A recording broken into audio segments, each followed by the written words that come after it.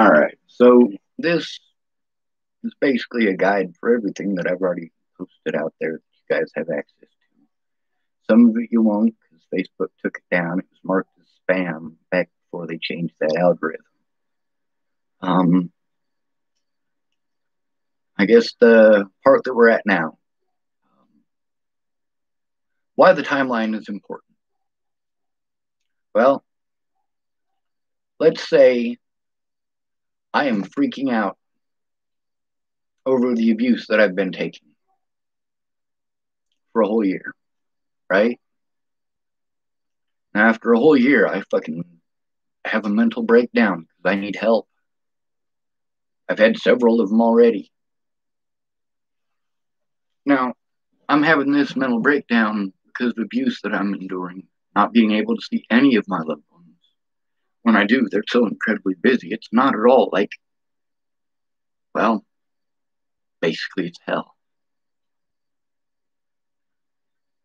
I'm going through a lot of stuff that I need help with, and people aren't understanding I need help. They think because I'm smart. Smart don't make any goddamn difference when people call you mentally ill. Or when people accuse you of the things that I was accused of, and I wasn't even accused by the person that I supposedly did these things to. At no point in time did she ever accuse me of that. As a matter of fact, the things that she wrote and typed show on her own timeline. They show that we never had that kind of a relationship. Sorry, HQ. I'm not going to answer questions in this video. I'm going to try to tell the story of me and Natalie so that it's in a time frame because it's really a complicated story. And, you know, just the parts leading up to her death has a lot of twists and turns, and it's crazy. And it gets 1,000 times worse after she dies. So I need to get it out there so people can hear it. Part of the help that I want is for people to tell my story, to show the truth, to help me get an honest day in court. And I need someone to spend time with me in person to help me do a lot of this stuff that I just don't know how. It's not that I'm not trying to. I can't function well enough to learn it. I need someone to show me how to do it, not just tell me. A lot of this electronic stuff that I've been doing, it's on my computers and on my phones and just sits there for months and months and months and months because people told me to get it and I was able to download it. It doesn't work. I don't know how to use it. I need help. However, we're going to start off with Natalie walking into the Starbucks as I was going to go take 37 Viking I got from DJ Wow in order to kill myself. My back was screwed up. None of my friends actually existed in real life anymore. It was all on fucking Facebook. When I wasn't able to go see them and help them every time that they fucking needed help, they forgot I existed. Exactly, and that's the thing, sorry, HQ. I'm trying to affect change. The thing is that what your assumption is completely leaves out the fact that they called me mentally ill. You are missing everything that goes along with that by typing that. Everything that you typed is dismissive of that fact. That's a great idea if they didn't tag me with mentally ill. All right, I will give you that. If I wasn't tagged with mentally ill, that's wonderful.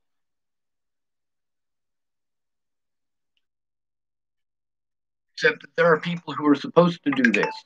That's what my caseworker was for. That's why I was supposed to have a caseworker. That's why I was supposed to have a caseworker at 18.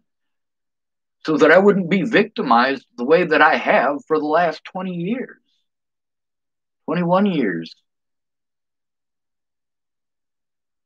I am easy to victimize. I'm different. I'm weird. So most people just assume bad shit about me anyway and want to keep me at arm's distance. No matter how good a person I am, if they don't get my sense of humor because their IQ is way too low, I'm just weird to them. He just says some of the most off the wall shit. And if you had an IQ of 100, you probably would have gotten the joke.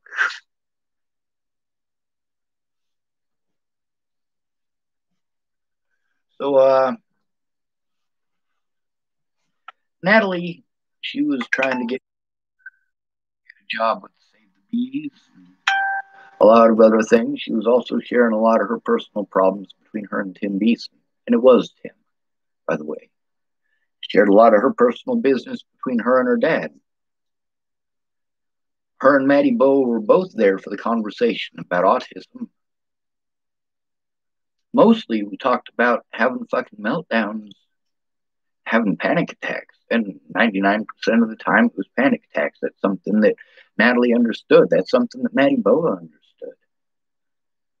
These were my best friends at that point in time. These were my only friends in real life at that point in time.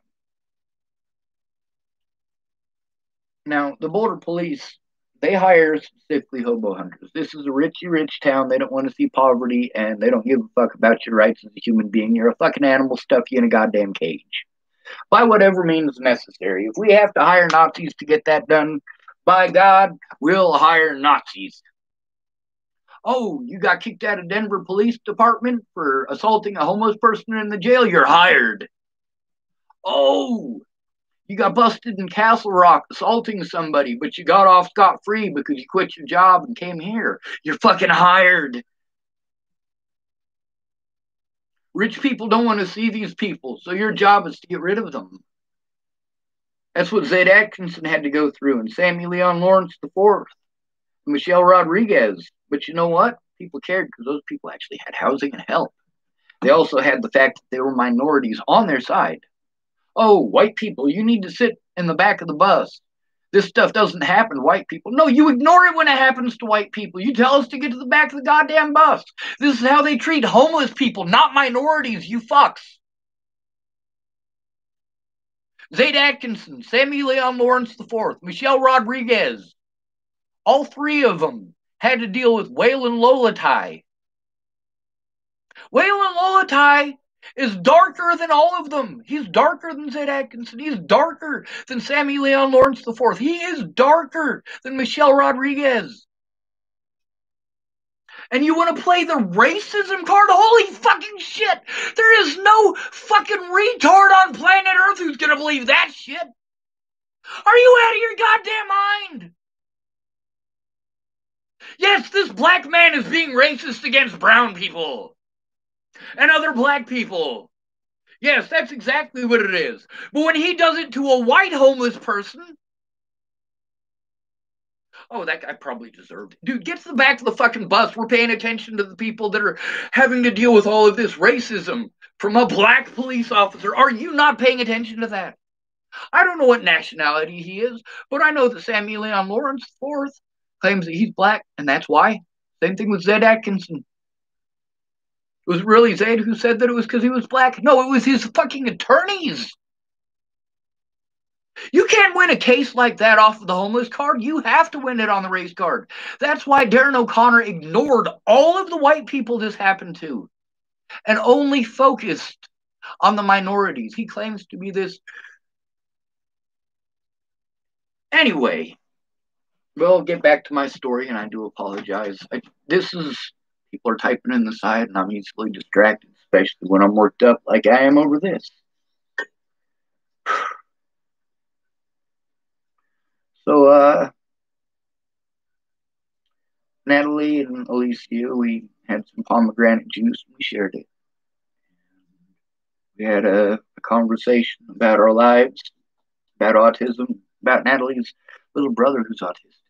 She said, "You remind me a lot like him, or a lot of him."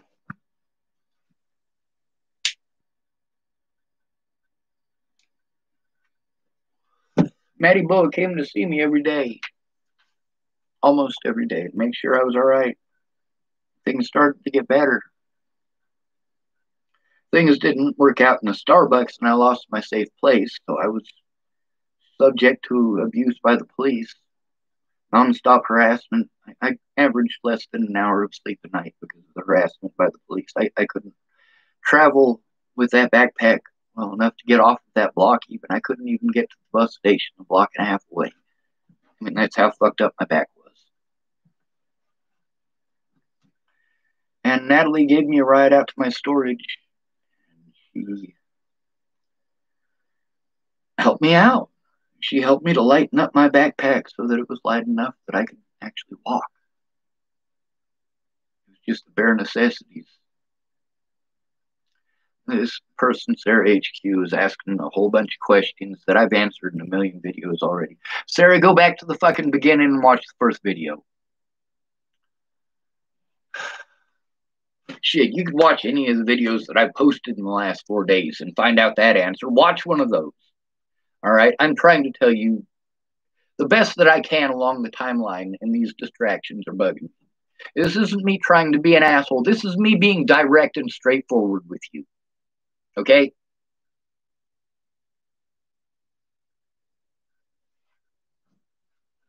All of them are rants. The more panicked that I am, the more stressed I am, the more of a rant it is. The better an environment I'm in, the better I'm able to speak and communicate. But at the same time, I have ADHD or ADOS, attention deficit squirrel. Every time you type something that's a question, it sidetracks me to your question. And I don't have a choice in that. It's going to happen no matter what.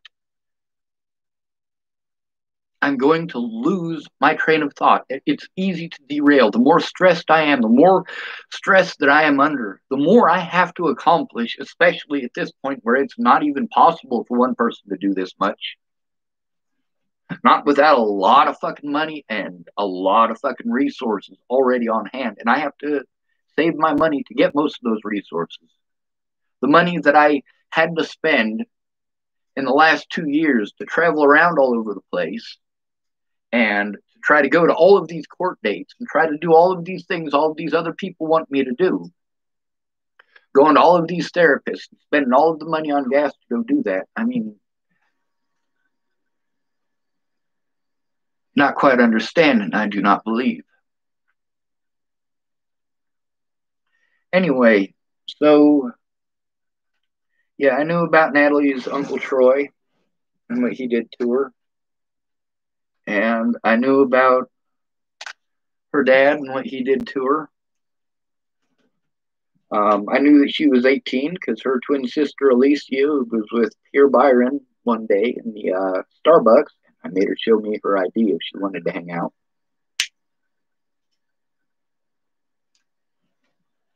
See, prior to when they were 18, anytime we hung out, it was me telling them to go away or asking them to go away or asking them not to sit in my social circle because I don't want the problems to come with it. For the most part, those two young ladies at least respected it. Maddie Boa didn't give a fuck. Maddie Boa got to be such a problem with that I went to Officer Steinman and Officer Paddock. And they told me, well, Sean, she has as much reason to be here as you do. Or she has as much right to be here as you do. And we were actually talking about all the kids by that point because he said they have as much right to be here as you do. And I do get that. For the most part, I avoided the library. I went down there to make my rounds, and then I went back to Starbucks. If I'm at Starbucks, I don't have to worry about those little kids coming and sitting in my social circle.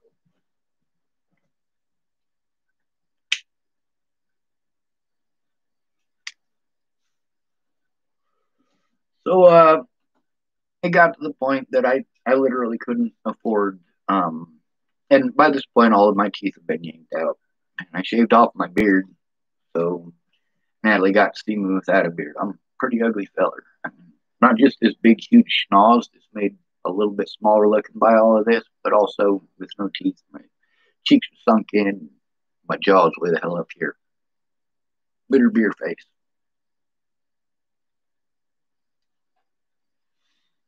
So I didn't intend on having any kind of a relationship with Natalie other than friends. Same thing with Alicia, same thing with Maddie. Now,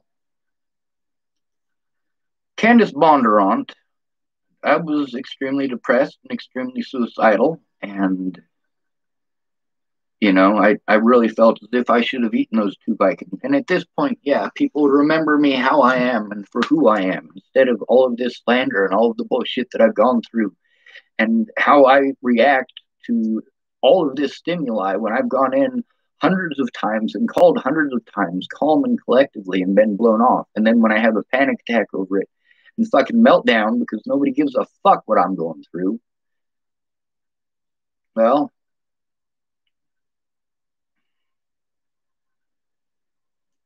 yeah, anybody can victimize me at any point in time by calling me mentally ill. It's easy. Try it sometime. Go find somebody who's alone, who probably doesn't have family. Who cares? How can you tell that they don't have a family that actually cares? They're probably on the streets. Those are the easiest people to victimize. Unless you're a child in the foster care system, and you're way easier to victimize. They can rape you. They can fuck you whenever they want. Natalie filled me in a little bit on her story, and she told me quite a few times that the only reason that she was staying in Colorado, I'm basically it. I'm the only thing keeping her in Colorado.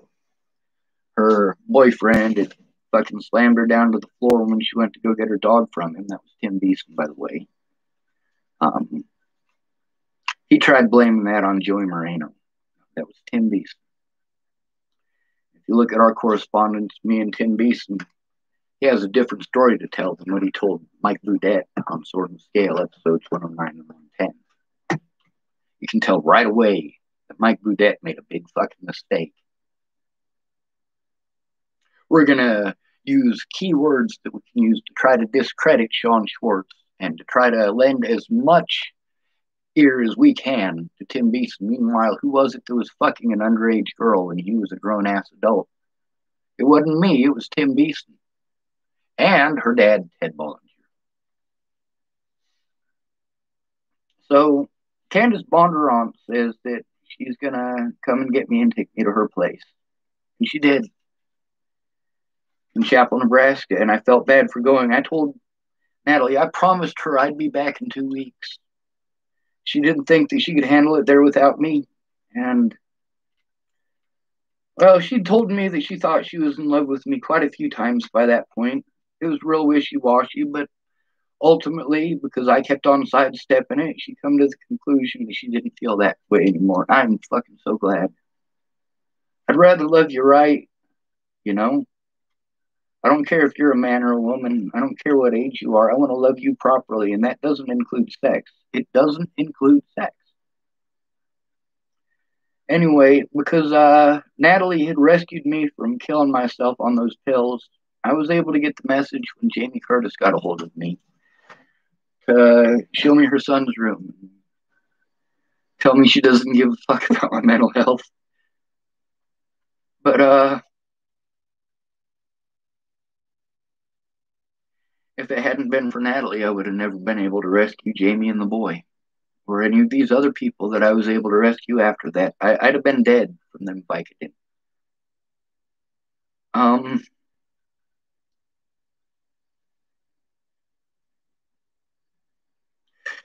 Anyway, so Candace came and picked me up.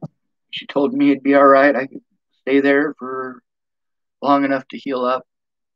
Well, when I got there, I didn't have a vehicle, and so David and Laura Nelson, they offered to sell me a Honda Civic.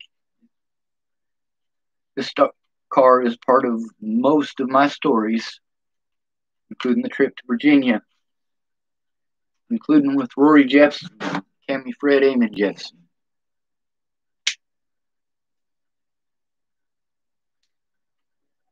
But David and Laura Nelson made me promise that I wouldn't leave town until the car was paid off, and I promised them I wouldn't. It took a little longer than 2 weeks. There was a guy named Jeremiah Jensen, and he wanted some artwork drawn, and I really needed the money. I had had some heart problems. On my way to work, I was working at a Subway in Julesburg. That's just right across the Colorado border. It's for an actual cigarette, so I don't have to smoke out of this damn thing. And anyway, Natalie had planned on coming and seeing me. Her and her sister were going to drive to come see me in Chapel, Nebraska, because they were going to drive to Virginia. Well, they didn't get to do that. They Natalie didn't get to keep her Land Rover. So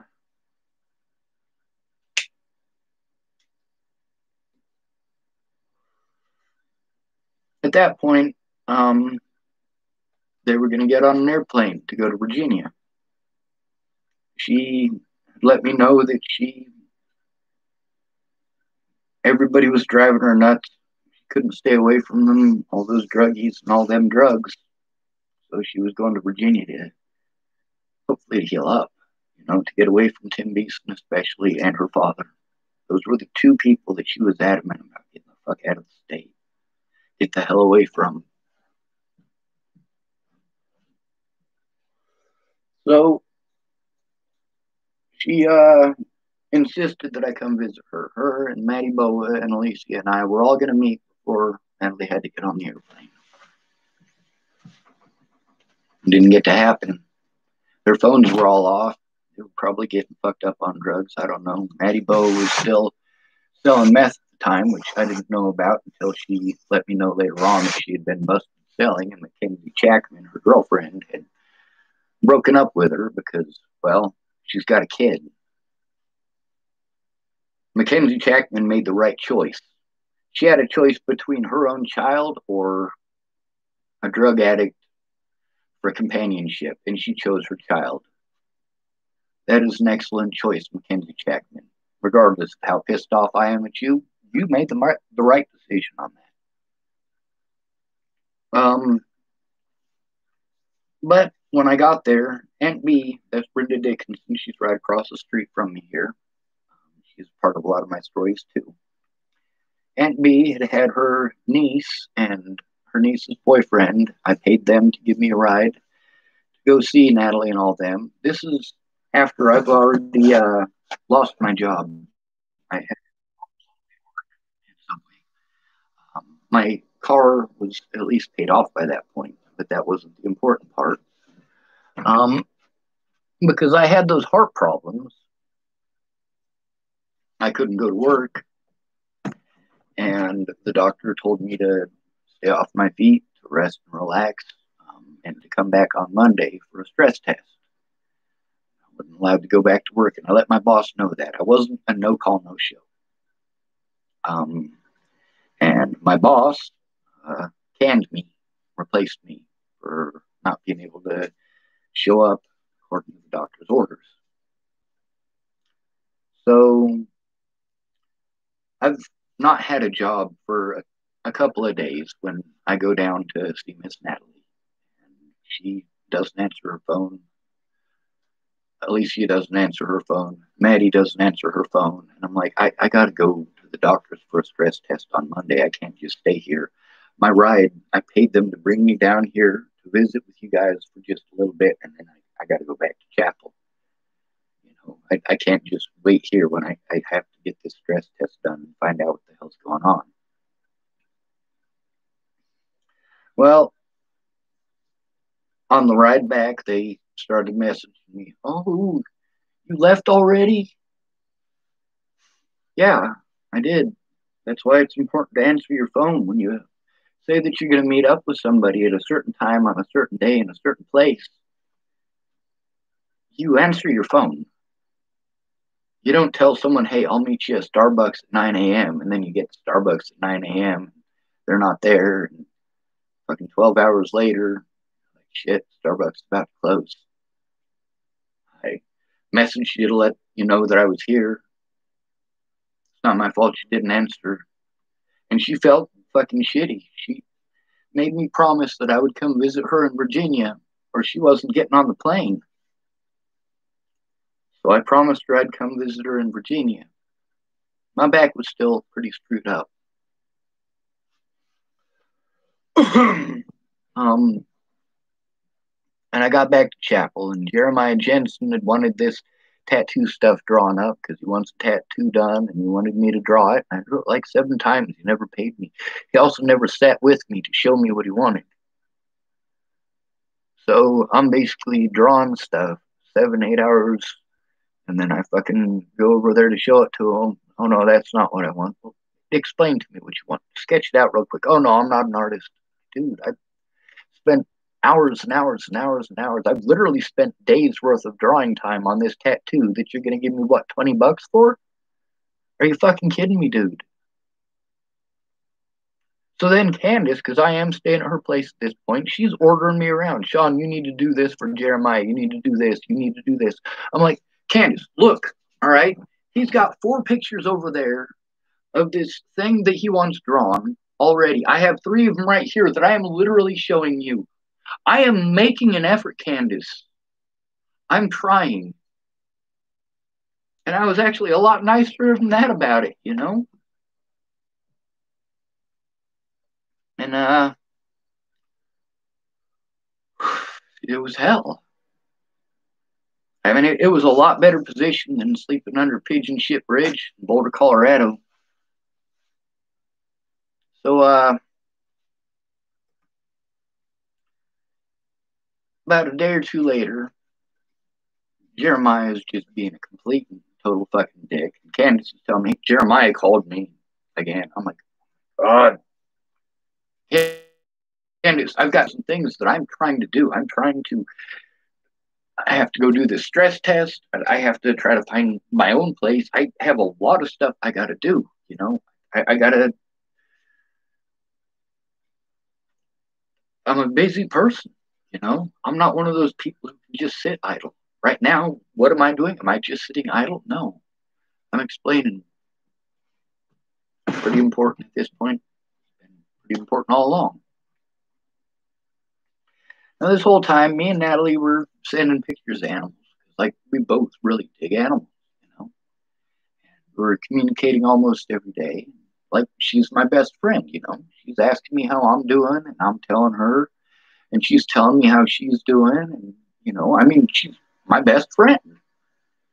Well, then Candace, she kicks me out. I think it was the day that I had the stress test. She told me I couldn't stay there anymore. She said that her ex found out that I was staying there and didn't want any other men near his daughters. Right. I can understand that. So I had to move out immediately. And I did. Over to Aunt B and Uncle D's.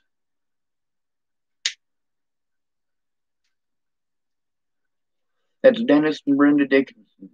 And Uncle D, he's kind of a dick. What he thinks is tough love is actually just bullying. But he doesn't see it that way.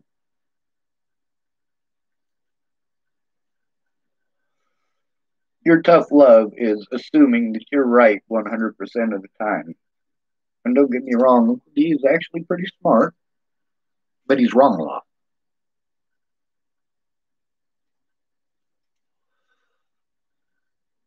15? No, dude. She was 18. We didn't start hanging out until she was 18, dude. We didn't have any correspondence until she was 18, except for that one message from me to her when she was 17 at her request. That was it. Other than that, for the most part, all of me and Natalie's relationship before she was 18 was me telling her to go away. This ain't the place for a little girl. Anyway, while I was staying at Aunt B and Uncle D's, I had already planned the trip to Virginia, and there's a few people in that Virginia area that I found out were staying there, like Mahalia Jean-Pierre was staying in Richmond, Virginia. And she was doing all right and wanted me to go visit. And Moose, that's Brett Roloff, he wanted me to come visit. And Amanda Daniels, that's Amanda DeMette, she wanted me to come visit her in Alabama. And Ed Simmons, that's Red, he wanted me to come visit him in, God, it starts with a D. It's where the Air and Space Museum is in Ohio. You know, and I planned a whole trip around it. Not just going to see Natalie. I mean, that right there was what ultimately forced me to go that way. And no, I wasn't literally forced. They didn't twist my arm and make me go there. But we're going to get to that part in a little bit. Well, Natalie's in Virginia. She's getting real depressed. And she's messaging me a lot and telling me how much it sucks there and how everybody keeps treating her like she's on heroin and how that makes her want to use heroin. How her dad and her Uncle Troy are getting a hold of her all fucking messed out of their goddamn mind. And, like, by this point, yes, she's obviously a grown adult. Obviously, according to the law, she's definitely a grown adult. If you guys want to throw the law out the window, throw it completely out. The law only applies when you want it to, and then it doesn't apply when it doesn't fit your bias. I'm sorry, that's not the way the law is supposed to work. I'm willing to spend the rest of my life in prison for the crimes that I've committed. But the fact is, I committed the same crimes that others committed against me repeatedly first. And was told by police that it's not illegal, and they can't do nothing. Are you sure? Yes, I'm sure. Then watch this. Oh, it wasn't illegal. You see this? Hundreds of people did this to me, and no matter what, you guys wouldn't take a look. Hundreds of people that I have evidence of that you won't look at have done this to me since before Natalie was killed. And many more since. All right, it wasn't literally hundreds before Natalie was killed. It was about 40 people overall. It's still a lot of people over a fucked up rumor of something that didn't fucking happen. Anyway, so let's get back to the story in the proper timeline. It's 2016. My back is fucked up. I'm at Dennis and Brenda's house, and Natalie is getting a hold of me every day. And she calls me one day, and I've already planned the trip to Virginia. You know, I just didn't really have the money. And I had enough to get there, just not enough to do anything. I mean, I didn't want to just sit there fucking waiting for something to happen. I coordinated with people and made sure that I had a support network. That is the most important part. I made sure I had a support network before I went to Virginia. My support network included Mahalia Jean-Pierre, Natalie, Alicia, Moose, Amanda DeMette, Red, and of course Sage. All these other people that I was going to see, not just Natalie. And then there was Amy Witcher and Andrew Witcher. Andrew Witcher's mother lived in the area, and they were sure that they could get me a job with her if I wasn't able to get one because, well, we'll get to that part later in the story, I guess. Natalie calls me, and she tells me that if I'm not already on the road, she's going to fucking kill herself. Her family is driving her crazy. Tim is driving her crazy. Her mom is driving her fucking crazy. Her sister's driving her fucking crazy. And her dad and her uncle are driving her fucking crazy. And she is going to kill herself if I am not already on the road. 6 hours later, she gets into an accident. Less than 24 hours later, I find out about the accident. I was afraid that she had gotten into the accident because she was texting with me. We'll get to that part when we get to the part where she died, Bobby. Good question, though.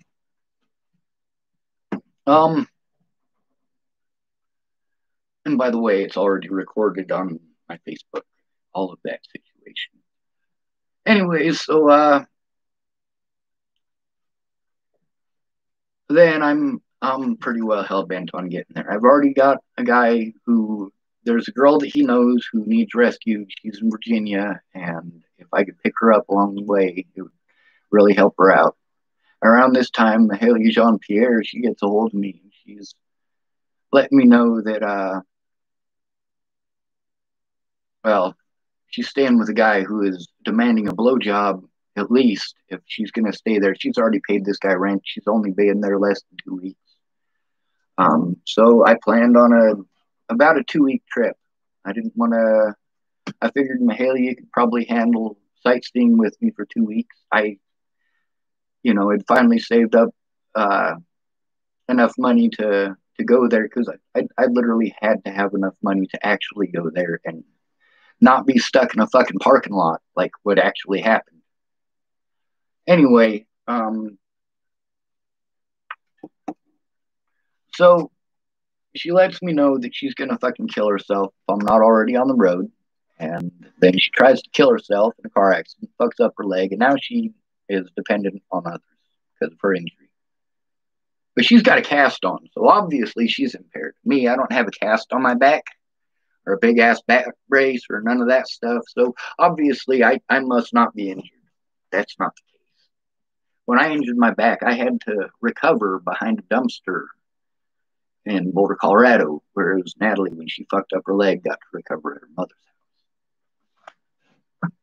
Anyway, so Natalie's real excited about me going. And I get in the vehicle, and Rory, he helps me to set the brakes on my vehicle so they'll run.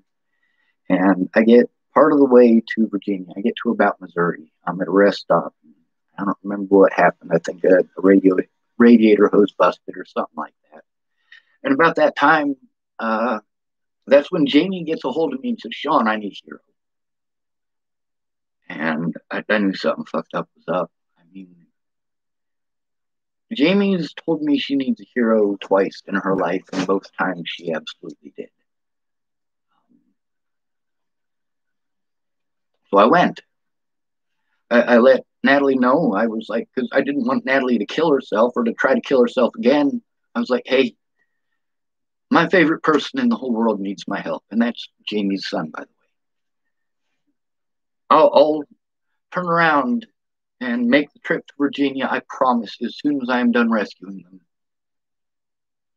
She said that was all right. I didn't know how I was going to get up there to rescue Jamie. I had some money. I figured with my car busted, I would find a way. There's got to be a way. Come hell or high water. So, just so happened that a guy had a flatbed and he just delivered something. And he was going the direction that I was going, because I had to go from Missouri all the way back to Nebraska and all the way up to help Jamie move. So he dropped me off, I want to say outside of Sedgwick. I'm not for certain, but I remember that I got help by driving my vehicle back to Chapel. I'd drive it till it overheated and then turn it off, drive it till it overheated, turn it off. Finally got to where I was going. I do remember it was a Grandma Max's, so it might have been Big Springs. I don't know. And I got back to Chapel, and Aunt B needed some work done. She didn't want me to tell Uncle D, which is always the case. Don't tell Uncle D. There's some battles you just don't want to fight, and I don't want to fight that battle. Well, the problem with that is that by her not fighting that battle, when Uncle D came home and he saw me, he was demanding money for food, money for coffee, calling me lazy, and insinuating that I'm lazy. And I'm like, yeah, I just spent a whole day working on your fucking house. But I can't say that. And Aunt B isn't going to say anything about it because she doesn't want to fight that battle, so I have to take the abuse. Pretty fucked up.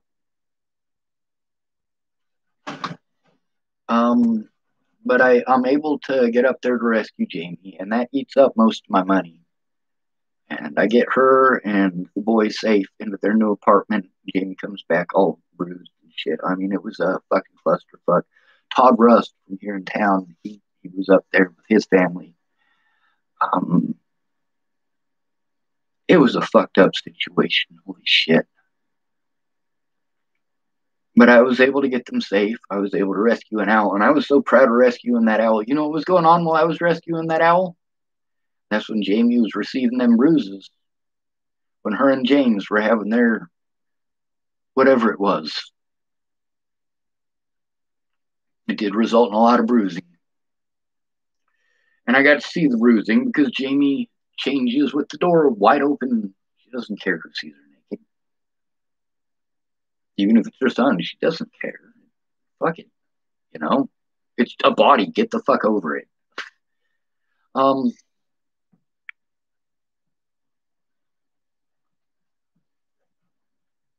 So after I rescued her, I started going back to see Natalie. And I let her know just a tiny bit about what was going on, that I had gone to see the boy. And she thought Jamie's son was my son. He's not. Jamie already had Zyler, and I was still a virgin after she had her son. So, you know, she's a I want to say about 6 years younger than me. And um, I mean, but by this point, I'm in my 30s, and Jamie's almost 30, if not 30 already. But we got that all taken care of, and I was at a McDonald's in Alliance, Nebraska, texting with Natalie, letting her know that that's not actually the case. She was pretty excited about seeing me. I was able to make it there. It took me 5 days to drive from Chapel, Nebraska to Chesapeake, Virginia. Or I want to say Norfolk, Virginia is where I made it to. By that time, Haley Jean Pierre, her dad had bought her an airplane ticket. So she was in board. There goes part of my support network. Brett Roloff, aka Moose, he's in jail. There goes part of my support network. Sage is in Chicago.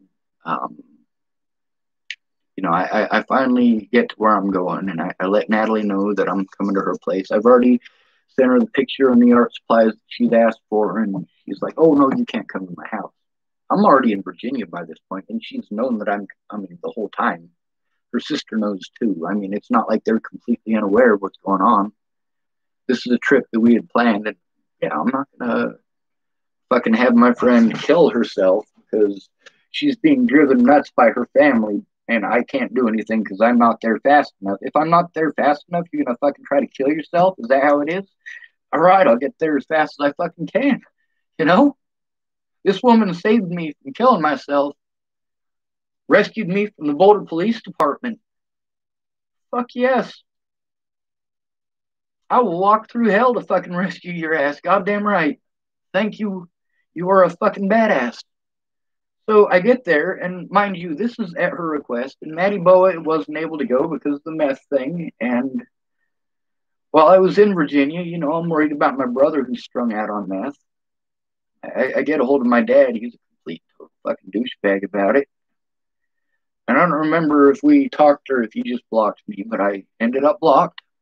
Eric's fucking strung out. He's fucking living in Boulder, Colorado, still homeless after 15 years. He's had plenty of jobs, but he stopped working when George W. Bush Sr. came into office, or Jr. came into office. I guess that'd be George H.W. Bush, wouldn't it? So it's tough for me to handle. It's tough for me to see my brother that way, and it's tough because my dad hasn't helped either one of us in our adult lives. With me, he thinks that I should have had disability and that I just don't get disability because I don't want disability and I need to try harder to get disability. And I'm a piece of shit for not getting disability because I'm so disabled.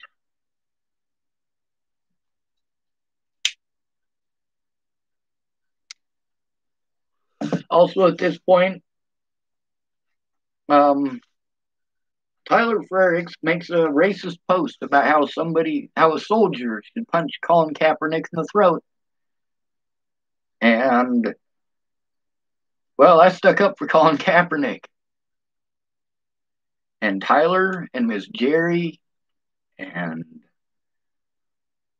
Lana and Amanda and all them fucking dogpiled on me. And a young woman who I know in real life named Amy Valkyrie. I don't speak to her anymore. And I got screenshots of why about that too. Those are between her and Sherman Watson, and that's a later story.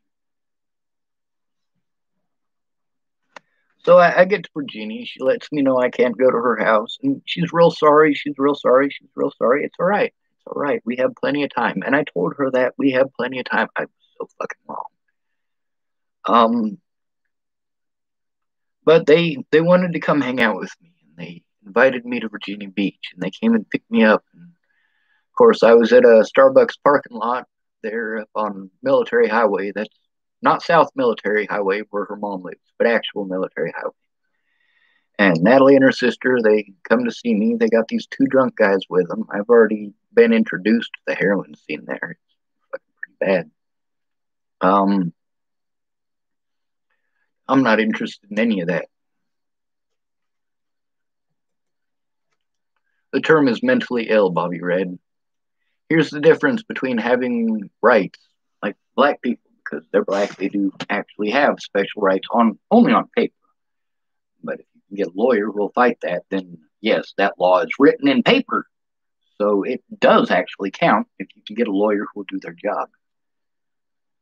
Now, if they call you mentally ill, that literally does the opposite. If they call you mentally ill, then you literally have no rights.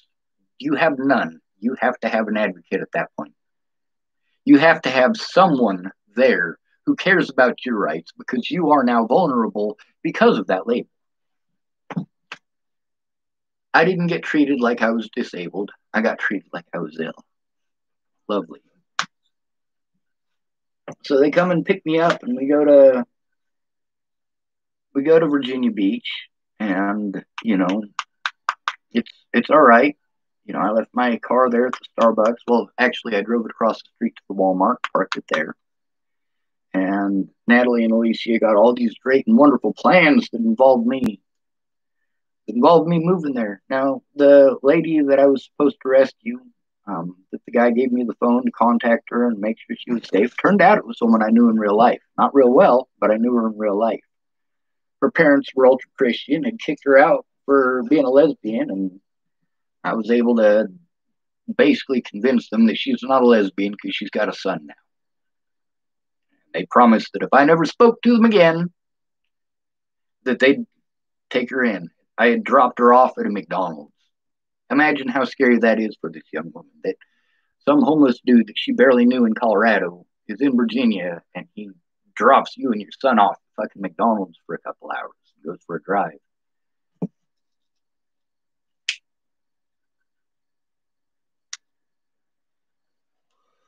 So I basically had 4 months.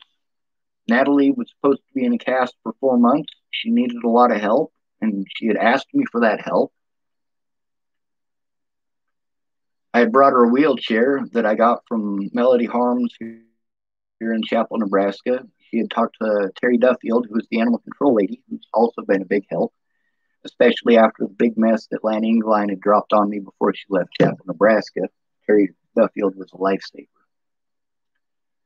So we're at Virginia Beach, and these drunk guys are just being complete assholes. And I put my head on the ground, and we all put our stuff in my cowboy hat. And Alicia goes down and entertains those two boys at the beach. They drop Natalie on our way to the beach, and that pissed me off. I couldn't carry her, so some drunk dude did. He dropped her right on her fucked up foot. Holy shit. The leg that she broke because she got into a car accident because she was trying to kill herself because I wasn't there fast enough. I already feel bad enough about that broken leg. I feel completely like shit for that broken leg. I'm glad that she's alive, and I'm pissed off at the fact that she tried to kill herself because I didn't keep my word fast enough. So that's when Alicia Bollinger, Natalie's twin sister, were there, and, well, I reach forward and I grab Natalie's hand, and she squeezes mine so tight. She's rubbing her thumb on it. And, it's soothing. It's not.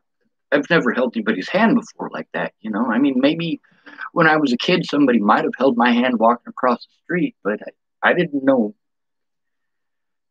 that just touching somebody's hand felt like that. I mean, I'd had sex with Brianna Hernandez Cordona by this point. Yeah, whatever. I could go without that experience ever again. I'm fine with not having that experience with Brie ever again.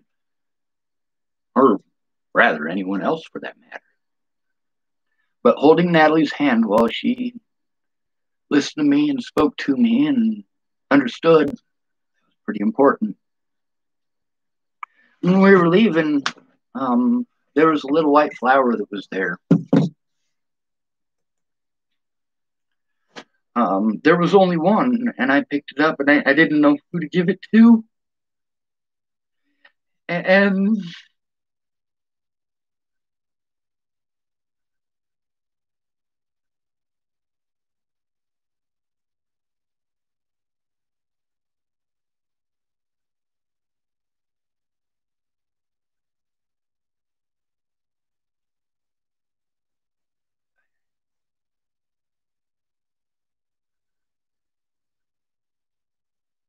Uh,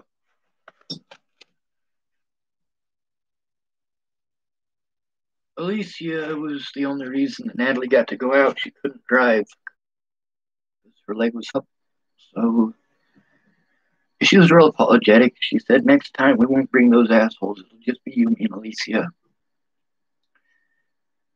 This is while I was supposedly stalking her across the country, by the way.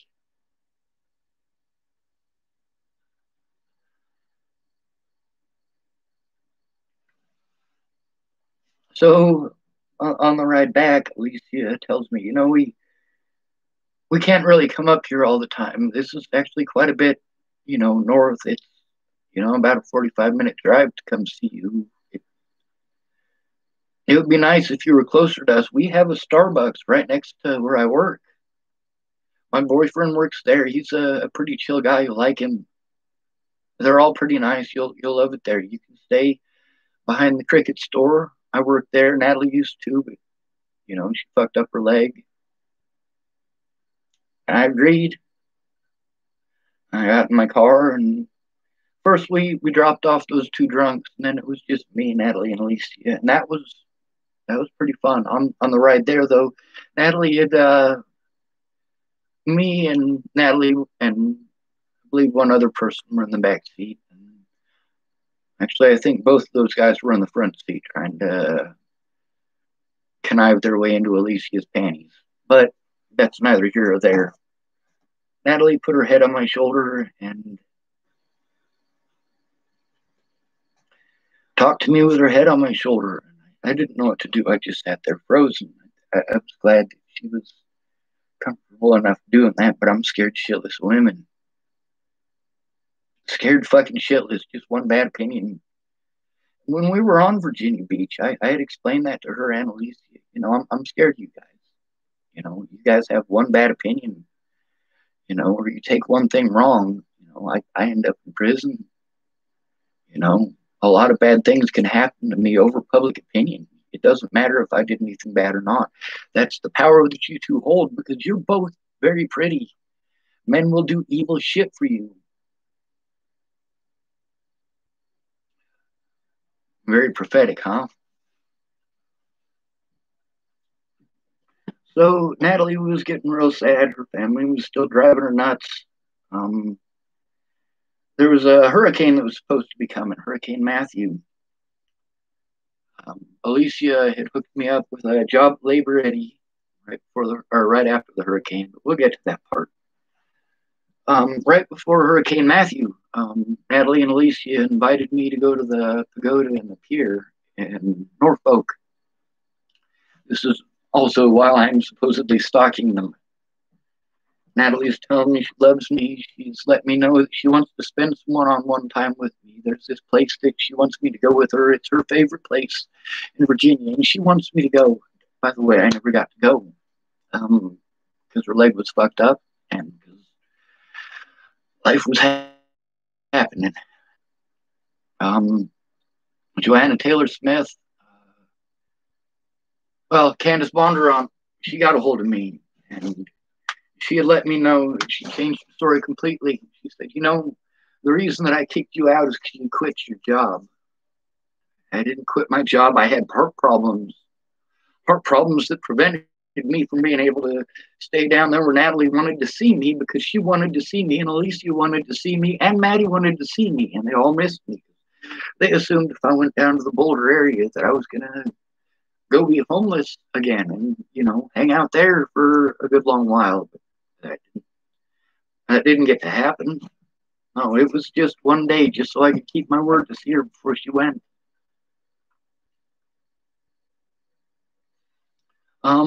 So I'm in Virginia and we are on our way to the pagoda and they call Shelley, that's Rochelle Shelley Campbell, that's the father of um, uh, two of Natalie's siblings. Um, this is the one that Natalie, while I was at Aunt B's house before Natalie,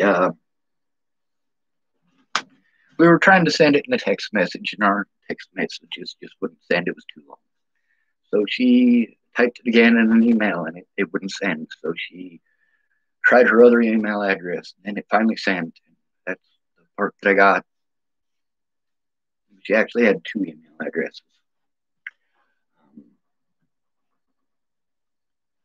So this is the same Shelley that Ted Bollinger had tried to beat to death, and they thought that he had beaten her to death. In that text message that Natalie had sent me. And her ex-boyfriend, Tim Beeson, is calling her up and threatening to shoot himself in the head if she doesn't come back. Fuck you, motherfucker. You fucking child molesting fucking piece of shit. You know how fucked up that goddamn dog trick is? Oh, I beat you up, but it's okay because I bought you a goddamn puppy. Oh, you can't have your dog, it's mine.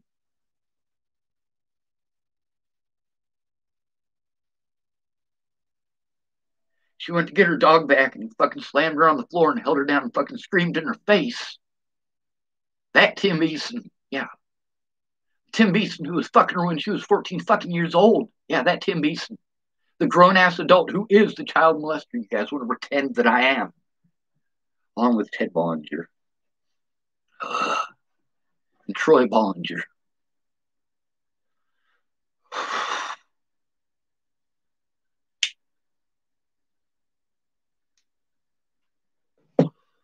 So during that phone call, mind you, at this point in time, this is exactly the same day, same trip, same everything that Natalie and Alicia explained to me that they've been apartment shopping for me. And they have a great idea for how I can get a job. And Natalie, by this point, had actually come to see me to help me out with Craigslist because I couldn't figure it out to help me to get a job. And with her help, I was able to fill out the job applications. You know, I didn't find the replies to those. Craigslist, the PetSmart, they sent me back a message saying that they approved my applications. I found those after Natalie was dead.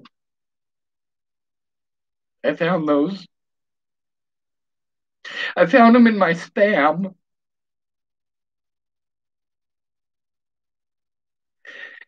Natalie, she'd come down with her Narcotics Anonymous group with her shirt on. She could only stay for a few minutes. That picture that I drove her for her mom. She came down with her mom. She thanked me for it. Her mom didn't come talk to me. She just stood at the counter. She looked at me. I waved at her, and she waved at me. And Natalie told me she didn't have much time. She had to leave with her AA group. Her mom liked the picture. She said, my mom didn't really like you, but when she saw the picture you drew, she lightened up a bit. At this point, my dad has fucking dropped me off like a bad habit. Glenn and Amanda and all them, I can't have people that treat me like that in my life. No, if you're gonna fucking condone racism and then fucking gang up on me like I'm a terrible person for sticking up for the man, and you're gonna be that incredibly cruel, I don't want you in my life. You forgot who I was. That's not my fault. My dad was out of my life. Candace was out of my life. I was glad to be rid of those people. Don't do that shit to me. Don't do that shit to your friends and family. Don't ever. Bo Prince wanted me to draw or to paint a picture for him for a wedding, but he wasn't going to send me any money to do it. Kept saying he was going to, but he didn't. And he had just gotten back a hold of me, matter of fact, because I was having a hard time there in Virginia. The job that I was supposed to have, Amy Witcher was still trying to get a hold of Kim Witcher, or not Kim Witcher anymore. I think it's Kim Kelly. That's Andrew's mom's name. She's also a drug addict. But she was a painter at the time. And so we went to the pagoda, and I took those pictures. People are like, oh, you were stalking her. You have pictures of her. I took those pictures, asshole. I took those pictures of Natalie and Alicia at the pagoda. That was the day that we were talking about when Arturo and Emery were there, and we got to talking about how Cash was a loose fucking cannon meth addict and how most of Natalie's ex-boyfriends were loose cannon meth addicts. Like shit, I've literally rescued people from being stabbed by Cash.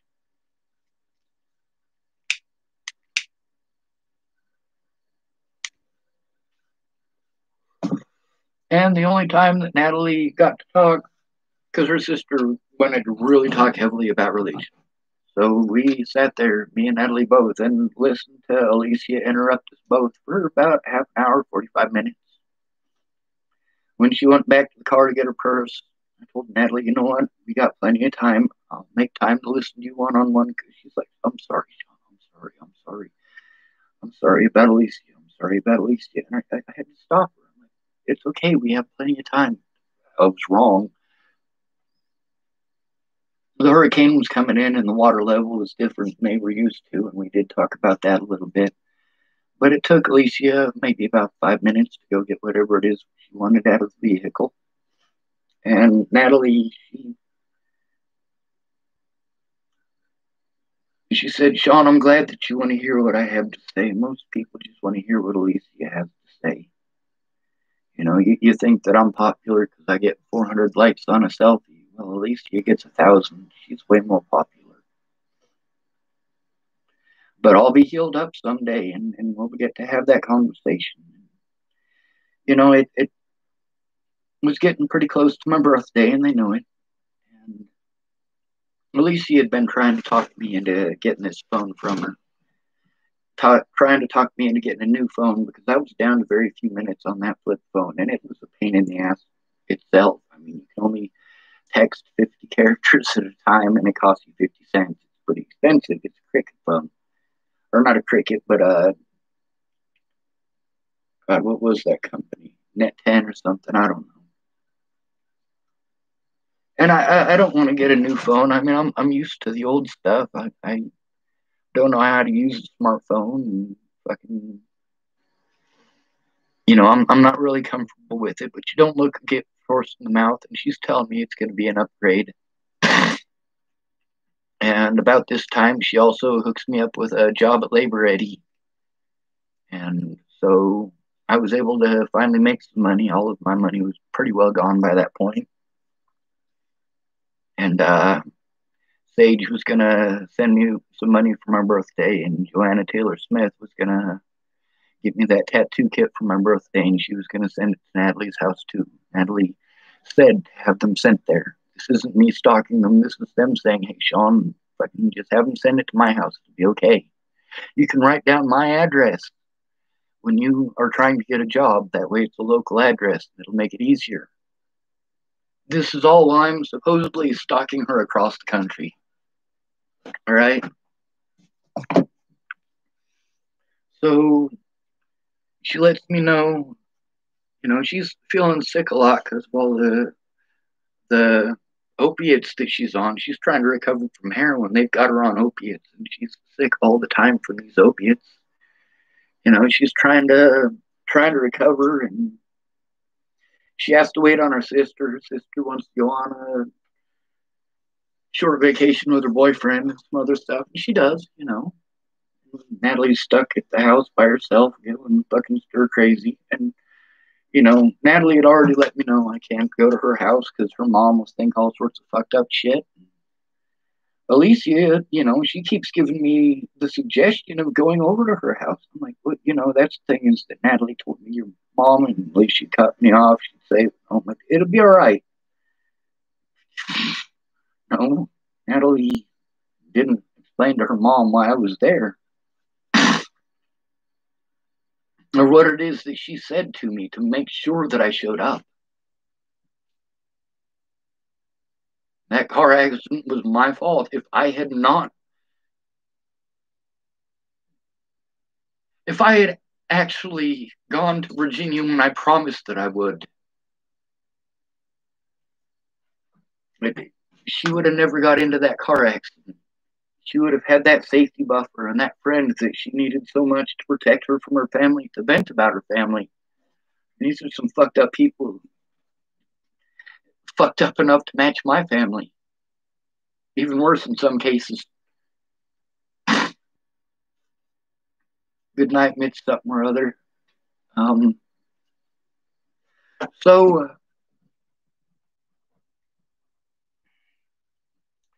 it's getting pretty close to my birthday, and Alicia, she wants to give me something, and Natalie, she's really insistent. What do you want? I want to spend time with you. I want to have a one-on-one conversation. Let's have a picnic. You know, somewhere where we can sit close. You know, your fucking driveway, your front porch, anything. You know, I'm not trying to separate you to abuse you. I mean, everybody knows who I am. It's not like I'm hiding the fact that I'm there or hiding in the bushes, pretending that I don't exist, stalking your house like some sort of a creep. We're not even fucking close. So Natalie and I, I go to labor ready and I do that work in North Carolina and fuck myself up way worse. Working at a labor ready, it's a few hours each way plus the amount of time that you work in, and you get $50 at the end of the day. That's what you make. So I was able to spend that on gas so that I could get back and forth to work. I was able to get some clean clothes because I was filthy. I was able to clean out my car a little bit because everything that I owned was in it. I'd already lost all of my tools that were in the shop when I lost the storage facility, and my vehicle broke down on the side of the road, and I couldn't get back to it. So, I mean, there wasn't much there anyway. And I was gonna spend the next paycheck that I got on re-upping my phone. Well, during the hurricane, while it was going on, I had rescued a couple of guys who got stuck in the mall parking lot. They were in a quad cab, short bed, ugly thing. I don't know, but it was stalled out, and so I gave them a ride close to where they lived. They were doing all of my texting for me at that point in time, and I got within a block of their house. They said, "Well, it's going to dip down." By this point, we already got water up to our ankles in my vehicle. And I'm like, just turn around. We can make it the other block. Both these guys were from the Air Force, and I wish I could get a hold of them or get word out there to get a hold of these two guys. So they can say, "Yeah, that actually happened." But Alicia, she gives me this telephone, right? And Amy Witcher and Andrew Witcher, they haven't come through. The rest of my support network is gone. It's just Natalie and Alicia is all I got, and I'm fucking feeling real shitty about that. I mean, I'm fucking stressed the fuck out. I'm still fucking. The only time that I don't feel suicidal is when Natalie and Alicia are talking to me, or I'm inside of the Starbucks. The rest of the time, it's too much time to think about all of the abuse and all of my dead loved ones and all of the fucked up shit that I had to go through from people who claim to love me and their shitty assumptions, and like, holy fuck, I can't contend with this. And I'm trying to hold it all together. And literally, the only reason I'm holding it together is because Natalie Bollinger loves me. I'm not talking about in love with me. I'm talking about treating me like I'm a human being.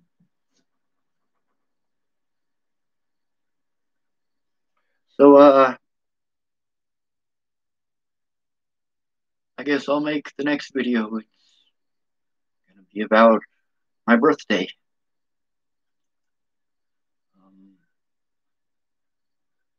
Days leading up to it.